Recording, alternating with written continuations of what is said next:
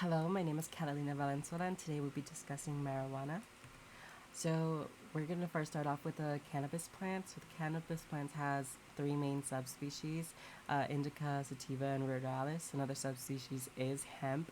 From the plant comes the cannabinoids, which there are tons of cannabinoids that are in the plant, but the main two are THC and CBD. THC, or tetrahydrocannabinol, is what makes you high. It's psychoactive, and it's what marijuana is mainly made up of. CBD, or cannabidiol, it doesn't make you high, but it may actually be used as a booster because it's non-psychoactive.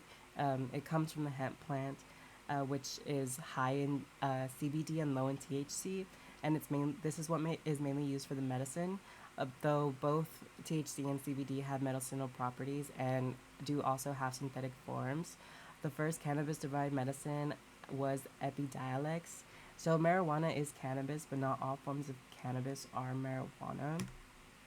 So marijuana is parts of or products from the cannabis plant that contain substantial amounts of THC.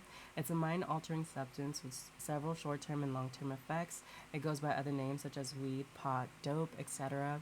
It's one of the most used drugs in the United States among young people. It's classified as a hallucinogen, but however, unlike other hallucinogens, you don't really experience hallucinations. Again, it's psychoactive, and the legality of marijuana varies by states, and it can be smoked, vaped, and ingested. So, in the brain, we have a naturally occurring molecule that's called anandamide. So, anandamide is an endocannabinoid, which is a stimulant for the CB1 receptors.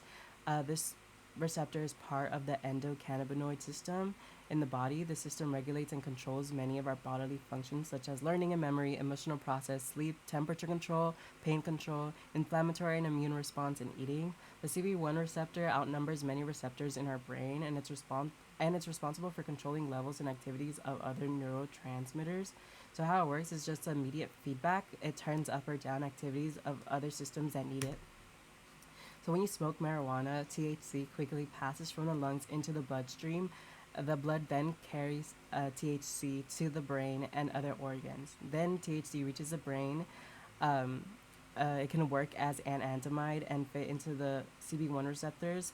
Thus, it overly activates them in the brain that has the highest number of these receptors and can lead to serious effects. So marijuana effects on the body affect everyone differently. Even if you take marijuana one day, it will be different another day. It's not always the same for everyone. The effects are different based on these factors such as genetics, age, sex, amount of amount and strength of the marijuana, and how it's consumed, how long one is using it, and how frequently, and if you're taking other medications or substances with it. So some short and long-term effects include altered senses, altered sense of time and space, euphoria and mood changes. These are all short-term. Issues with thinking, problem solving, and coordination, impaired memory, disorientation and confusion, relaxation, sleepiness, dizziness, slowed reaction time, panic attacks, dry mouth, nausea, and increased heart rate and appetite.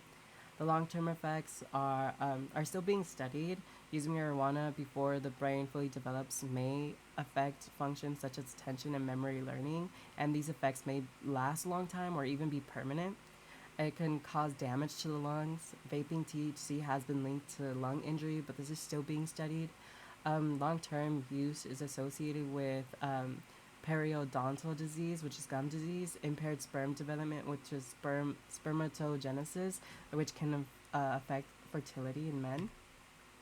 So here we have some risk and consequences. So it's the brain function can be at risk. So your learning, your memory, your attention, your coordination and motion, your athletic performance is at risk.